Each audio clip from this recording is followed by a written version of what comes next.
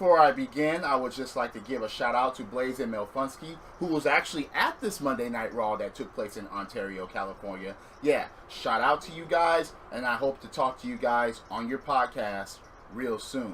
Now, look, this Raw starts off with Jizz and Reigns, Jizz TV. Okay, so everyone's trying to make this Roman Reigns beating John Cena thing at No Mercy as a passing of the torch moment, or Roman Reigns taking the torch away from John Cena. Okay, I don't know about that, but as far as having a torch, you have to run with it. You have to carry it. You have to, you have to represent. And John Cena has represented the WWE for a long period of time. And Roman Reigns hasn't got there. I mean, for the most part, I don't think he'll ever get there with certain fans. And it's like, he has to prove it in his wrestling matches. And he's nowhere near that. Speaking of someone else that's not near that, or even breaking the mold as far as that in their wrestling matches, the Jizz. And his Jizz Taraj, which is just... So, the Jizz basically brags. Oh, but, yeah, Roman Reigns respects John Cena now. Oh, okay, yeah, that hump is cleared. Oh, yeah, John Cena and Roman Reigns respect each other. Oh, whoop-diddy-doo. But the Jizz brags that he's the champion in the ring, and he defended his title single-handedly, and it's just like, look, this is annoying.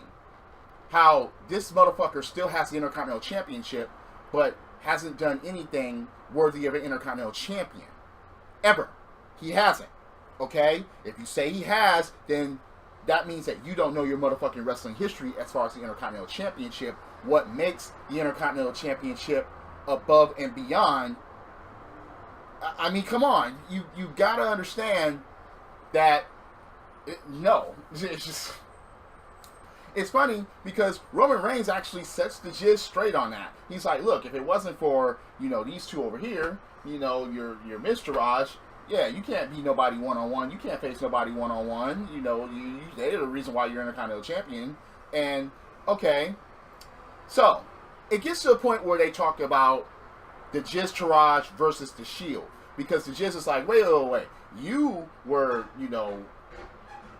riding the coattails of a couple of people, and it's like, no, he didn't. The Shield was a crew. Regardless of what you have to say about Roman Reigns, no, the Shield was a crew. No one rode the coattails of anybody in that motherfucking group. But the Jizz has the nerve to say that, and he said that if it was 5 years ago, if it was the Jizz Taraj versus the Shield, okay, look. Yeah, rant time. You're telling me, if any of you have the nerve to say that the Jizz Taraj would even get past the Shield, would even get past the Wyatts, or even stand a chance against 3MB, no. The Jizz Taraj would get their asses whooped, and that's what Roman Reigns said. It's like, yeah, get your ass kicked. The Jizz Taraj versus the Shield, no, you'll get your asses whooped. You can barely handle Jason Jordan 3-on-1. You're talking about going against the Shield? And Roman Reigns is like, no, that's not going to happen because, okay, yeah. Ambrose and Rollins are doing their thing, and I'm doing my thing. And my thing is going after the Beast and going after the Universal title. Okay. But then the Jizz has the nerve to say that he made the Intercontinental title what it is today. He's like, how dare you mention another champion when there's a champion in the ring? Yeah, you made the Intercontinental Championship what it is today. A joke. A pure fucking joke. I'm going to think about other past Intercontinental Champions, and let's see if you can compare this to the Miz. Okay, let's go by these names. Okay, Greg the Hammer Valentine, Don Morocco, Tito Santana, The Ultimate Warrior, Bret the Hitman Hart, Mr. Perfect Honky Tonk Man, ooh yeah, the Macho Man Randy Savage, Ricky the Dragon Steamboat, Pat Patterson even. I could go further than that. Okay, I will. Shawn Michaels, Razor Ramon. Listen, even Jeff Jarrett, Double J, was more of a worthy Intercontinental Champion than The Miz. Period. All those names that I named What will happen if they win against The Miz? The Miz will get obliterated. So as far as saying that he made the Intercontinental Championship the way it is today, yeah, it's a joke today. Back then, it wasn't a joke. Okay, let me put it to you guys this way. Coco Beware could be Intercontinental Champion now. The Miz could not be Intercontinental Champion back then. You see the difference? Please, if you disagree with that, leave a comment below because I would like to hear your explanation on why this fucker has made the Intercontinental Championship great or relevant or anything like that when he's done exactly the opposite. So, anyway, Reigns wants to fight. He's like, yeah, okay, let's fight. You know, okay, and what does the Jizz do? He cowers away. No, I'm in a suit. No, I'm just, no, it's not gonna happen. Once again, you pussy. Oh, but the pussism doesn't, it doesn't end there. Dun, dun, dun, dun, dun, dun, dun. Kurt Angle comes out, and he basically announces the main event for tonight. Jizz versus Reigns. Oh, and then the Jizz Garage, oh yeah, they don't go anywhere because there's going to be, you have a tag team match. Yeah, Jeff Hardy has his shoulder banged up, but Matt Hardy's ready to go. And then his partner will be Jason Jordan. And that's coming up next, so don't go anywhere. How do you think this match went? Of course, Jason Jordan and Matt Hardy. Jason Jordan got hardly any reaction when he fucking came out, which is kind of ridiculous. I mean, come on, give the kid his due. Even though, okay, he hasn't put his foot directly into the pond yet, but at least he's got there as far as saying, okay, he's a former tag team champion already. He can actually get it done in the ring. He can actually do some things in the ring. He can wrestle. I thought that much what you motherfuckers were always arguing. You can't wrestle. He can't wrestle. Well, you got these motherfuckers that can wrestle, and you motherfuckers will not give people like Jason Jordan credit. You see, that's the whole hypocritical standpoint. Oh, we worship him because he can talk on the mic. Oh no, but he can't wrestle. No. You motherfuckers are hypocrites out there that's saying motherfuckers like The Miz should be world champion. Oh, Jason Jordan has no mic skills. Yeah, it's supposed to be all about the motherfucking wrestling. Yeah, so Bo Dallas and Curtis Axel get their asses whooped. Duh. By Matt Hardy and Jason Jordan. Okay, so next, you got the Elias Tonk Man. Yeah, I call him Elias Tonk Man. Elias. Yeah, he plays a song about Apollo Crews. Yeah, he said that tonight's going to be the encore because last night, yeah, alright. So, well, what do you know? Who won that match? Yeah, Elias. Once again. But it was kind of funny how everybody, okay, Elias and Apollo Crews were outside of the ring, and Apollo Crews, did that fucking chest bump with Titus O'Neil, and Titus O'Neil ended up getting kicked by Elias, which basically was the downfall of Apollo Crews. Apollo Crews hasn't been it ever here. And if you're going to say that Apollo Crews never had any chances or anything like that, no. He, again, absolutely nothing. Yes, he's athletic. Yes, he can freaking wrestle to a point, but he hasn't done anything captivating. Jason Jordan has done more captivating things on the main roster than Apollo Crews has. Yeah, so Apollo Crews loses, and okay, as soon as Apollo Crews loses and that Titus O'Neil gets in the ring, Elias attacks Titus O'Neil. But Titus O'Neil actually starts attacking Elias. So Elias, bails out. So, yeah. Titus O'Neil. I remember when JBL was saying that Titus O'Neil is a future world champion. Yeah, what happened to that? Millions of dollars. Millions of dollars. Millions of dollars. Titus Worldwide? Going nowhere. That's just the thing. Yeah, whatever happened to Darren Young? I thought we were going to make Darren Young great again. What happened to that?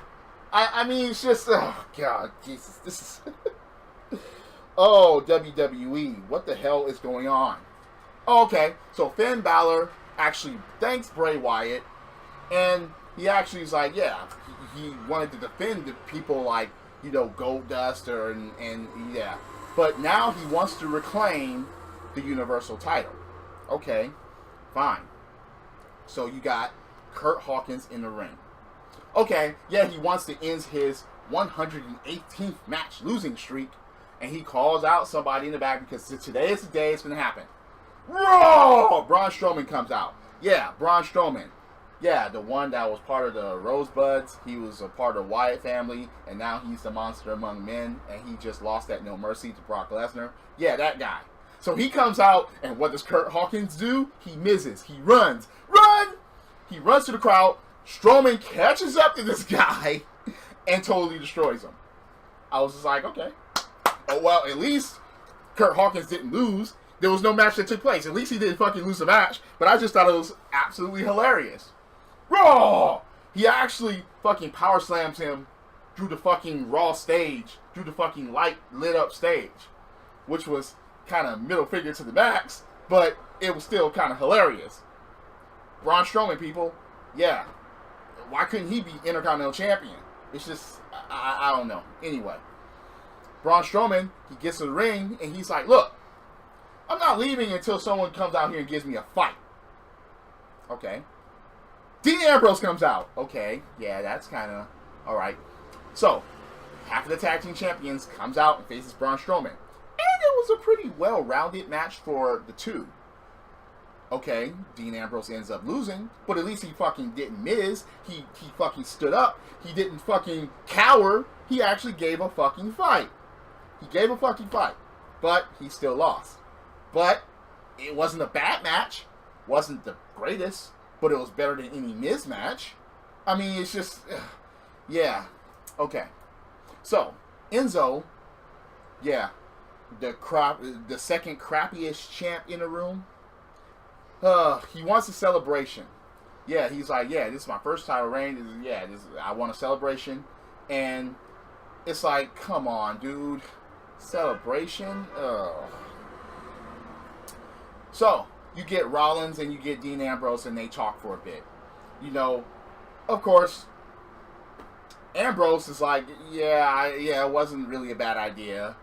That's what he said at the end of the segment. But he was, you know, Rollins was like, look, you got to take it more easy. You know, we're the tag team champions now. You got to let me know, and you got to take things more easy.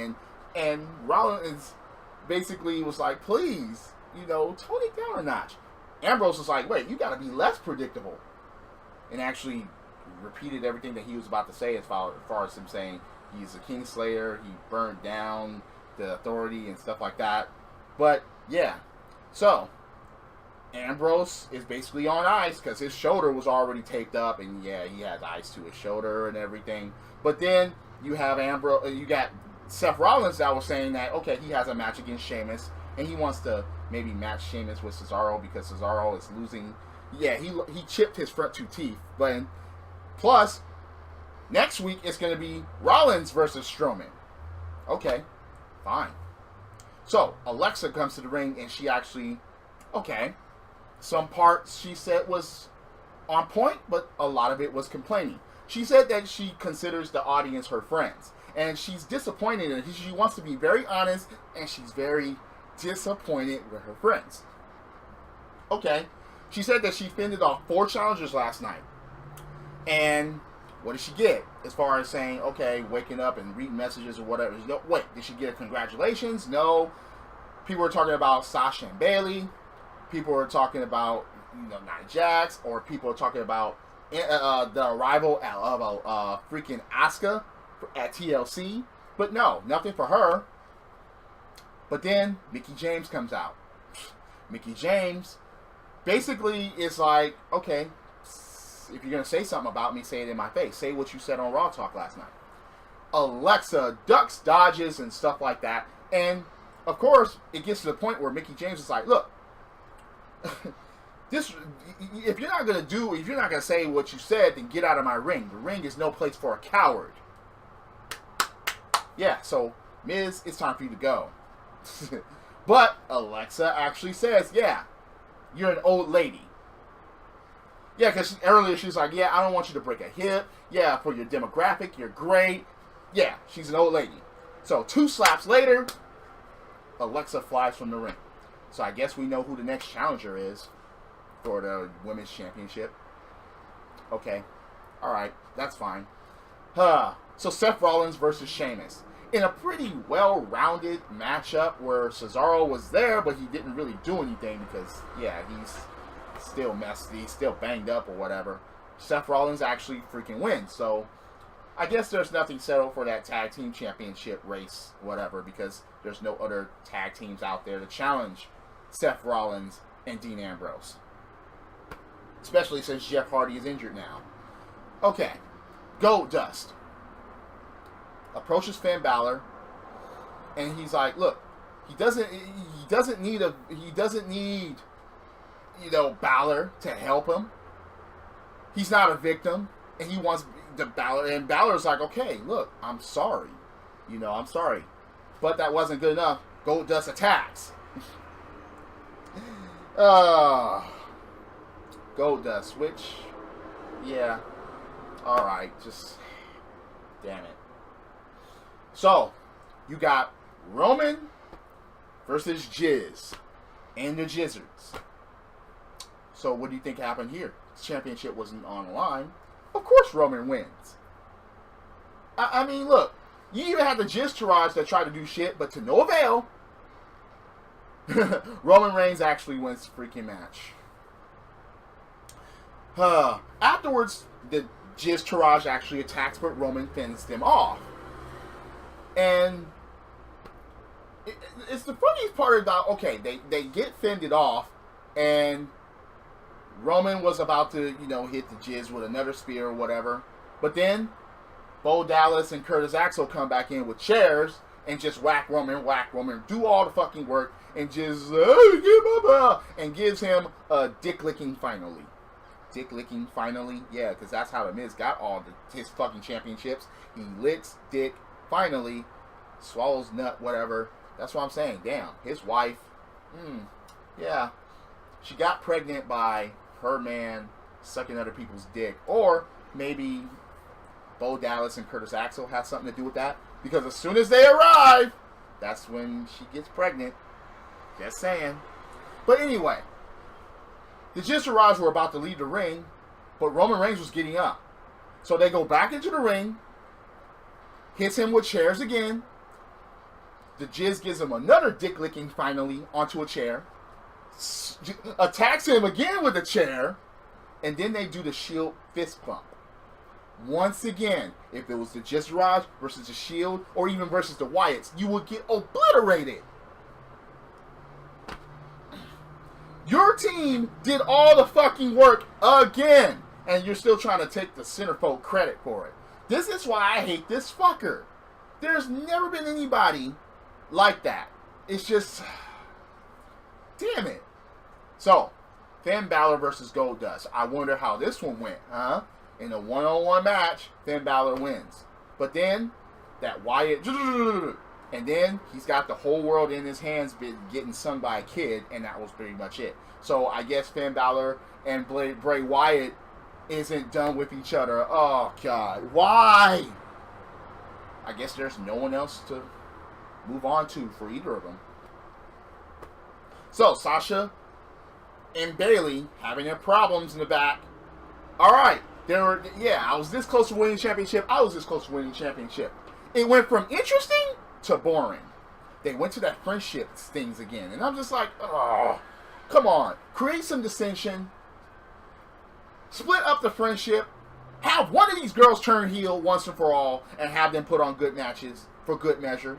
Please. Come on, people. Look, I understand that there are too many heels as far as the women on Raw, but this friendship thing is getting old. This hug thing is getting old. Bayley not showing any killer instinct is getting old.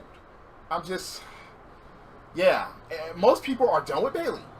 And most people are saying that Sasha Banks isn't the boss anymore. So something has to be done with these two individually. Something has to be done in order to make them fresh. And something has to be done quick. Oh, but they have a tag team match later on tonight. Enzo Amore wants a no contact clause for his celebration. No contact, because he's sniffing a lot of jealousy amongst the other cruiserweights. All right. No contact clause. Oh, wow. Enzo is turning into Miz by the minute. So, you get the tag team match with Bayley and Sasha versus Nia Jax and Emma. And guess how this turns out? Oh, yeah. Nia Jax basically gets kicked from the ring. And Emma gets a Bayley to belly. And she gets pinned. So, duh.